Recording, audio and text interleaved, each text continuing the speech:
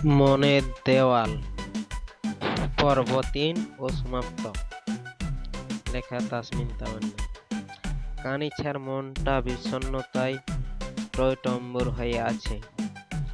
আজ মন খারাপ নিয়ে কলেজে গেলে নোট কালেক্ট করতে। কানিছা আনমনা হয়ে কলেজের কৃষ্ণচূড়া গাছের নিচ দিয়ে নিজের ডিপার্টমেন্টের দিকে যাচ্ছিল। হঠাৎ অন্যায় টান পোড়ায় চমকে গিয়ে পেছনে ফিরে জমে গেল। কানিছার খেয়ালই ছিল না এখানে সব সিনিয়র বোখাটেরা বসে থাকে, কিন্তু ছেলেটা বেশিক্ষণ কানিছার ওড়না ধরে থাকতে পারলো কোথা থেকে? নূবাহান এসে ওদের মারতে নিজেও মার খেল। কলেজের স্টুডেন্টরা সবাই জড়ো হলো। অবশ্য এটা নতুন কিছু নয়, প্রতিদিনই কিছু না কিছু হয় এই কলেজে। প্রথম স্যারেরা স্টুডেন্টের বাবা মাকে ডেকে একটা সিদ্ধান্ত নিতেন, কিন্তু এখন আর স্যার কিছু বলে না।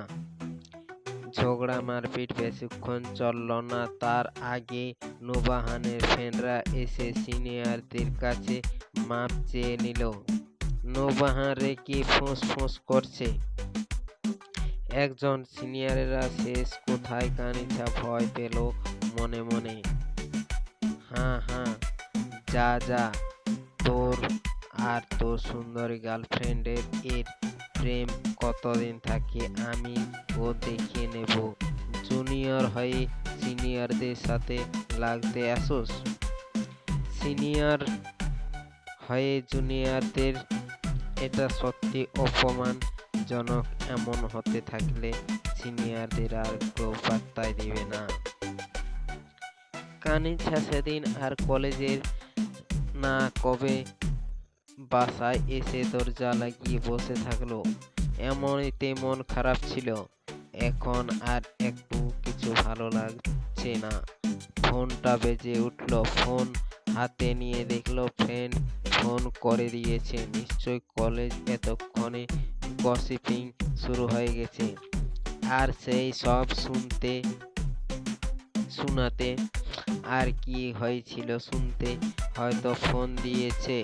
কিন্তু কানিছার কথার বলার মন মানসিকতা নেই, তাই ফোন কাটলেও না, ধরলেও না, সাইলেন্ট করে রেখে ফ্রেশ হয়ে এসে শুয়ে পড়ল। এখন আপাতত ঘুমানো উচিত। কানিছা ২-৩ কলেজে যায়নি, মন খারাপ ছিল।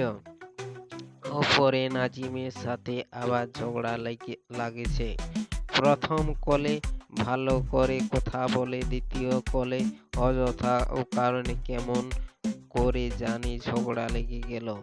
তারপর অবশ্য কানিছা অনেকক্ষণ কেঁদেছে। এটা নতুন কিছু না, নাজিমের সাথে ঝগড়া হওয়ার পরে কেঁদে কেটে একাকার হয়ে দেয়। কানিছা কাটির পর কানিছা নিজে নূবাহানের সাথে ফোন দিয়ে সরি বলে নিয়ে সবটা ঠিক করে নিয়েছে। তারপরে আর ওদের কথা হয়নি। হঠাৎ একদিন সন্ধ্যায় নূবাহান এসে হাজির হলো। কানিছা তখন ড্রয়িং রুমে বসে তরমুজ খাচ্ছিল আর টিভিতে কার্টুন দেখছিল। কলিং বেল বাজায়। কোনা দরজা খুলে দিয়ে নূবাহানকে দেখে তার খুশি যেন ধরে না। নূবাহানও হেসে কোনাকে চকলেট দিয়ে দৌড়ে লুকিয়ে পড়ল। মা হাতে চকলেট দেখে খেতে দিবে না, দাঁতে পোকা লাগবে, তাই কোনা যেতেই কানিছার মা এসে নূবাহানকে দেখে বলল, নূবাহান কেমন আছিস বাবা? ভালো, তুমি কেমন আছো খালামণি? আলহামদুলিল্লাহ। তুই না কি কলেজে মারপিট করছিস, এটা কি ঠিক হলো? সেদিন দুপুরে গিয়েছিলাম তোকে দেখতে, তখন তুই খামা ছিলি আর কোনাকে বাসায় রেখে গিয়েছিলাম, তাই আর বেশিক্ষণ থাকতে পারি নাই, না দেখে করেই চলে এসেছি। জানি আমি। তা এইভাবে মারপিট করলে হবে? তুই তো এমন মারপিট করার ছেলে নয়। তাহলে কি এমন হলো বলতো? তোর বাবা মা তোকে নিয়ে টেনশন করছে কত। বাদ দাও খালামণি, এখন তো ঠিক আছি নাকি? আচ্ছা কি খাবি বল? পিঁয়াজু খাবো। আচ্ছা আনছি, বস। কানিছা বসে বসে মা আর নুবাহানের কথোপকথন শুনতে বাড়িতে কানিছা সেসব ব্যাপারে কিছুই বলেনি। কানিছা মা চলে যেতে নুবাহান কানিছার উপর পাশে সোফায় মুখোমুখি বসে বলল, কলেজে যাচ্ছ না কেন? এমনই মন চায় না, তাই তোমার কাছে কৈফিয়ত দিতে বাধ্য নই। নুবাহান কানিছার কথায় কানিছার চোখে চোখ রেখে আদেশ কণ্ঠে বলল, কাল থেকে যেন কলেজে দেখি, যদি না দেখি তাহলে বাসা থেকে উঠিয়ে নিয়ে যাব। কানিছা মনে মনে ভয় পেল, কিন্তু স্বাভাবিক থেকে মুখে বলল, এমনিতেই আমি কাল যেতাম। তোমার কথা শুনে আর যেতে ইচ্ছে করছে না, কিন্তু যেতে হবে, কাজ আছে তো তাই। ওহ ওহ, তাই বুঝি? জি। ভাইয়ার সাথে কথা বলছ তুমি? তোমাকে কেন বলবো, এটা আমার পার্সোনাল ম্যাটার। নুবাহান চোখ ছোট্ট ছোট্ট করে তাকিয়ে কিছু বলতে যাবে, তখনই কানিছার মা পিয়াজু নিয়ে হাজির হলো। কোনাও চকলেট খাওয়া শেষ সে আসলো। কানিছার মা, কোনা আর নুবাহান গল্প করতে লাগলো। কানিছা উঠে চলে গেল নিজের রুমে। কানিছা কলেজে গিয়ে নোট কালেক্ট করতে ব্যস্ত।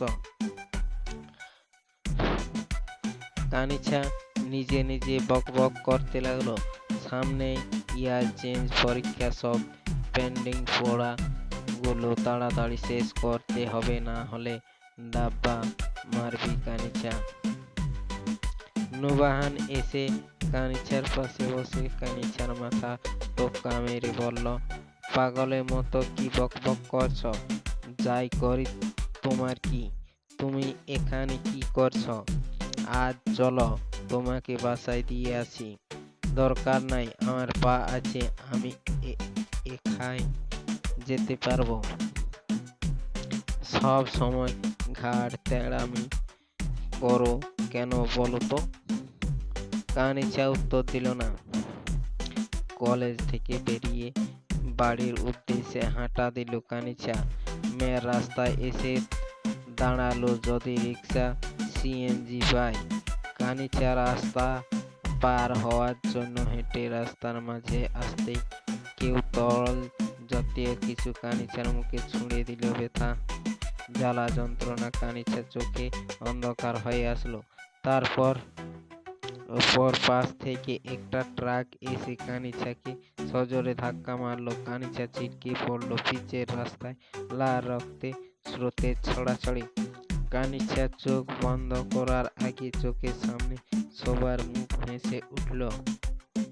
চোখ বন্ধ করার আগে চোখের পড়ল সাদা পাঞ্জাবি পরা নাজিমেকে, আর তার পাশে লাল টকটকে শাড়ি পরা মেয়ে।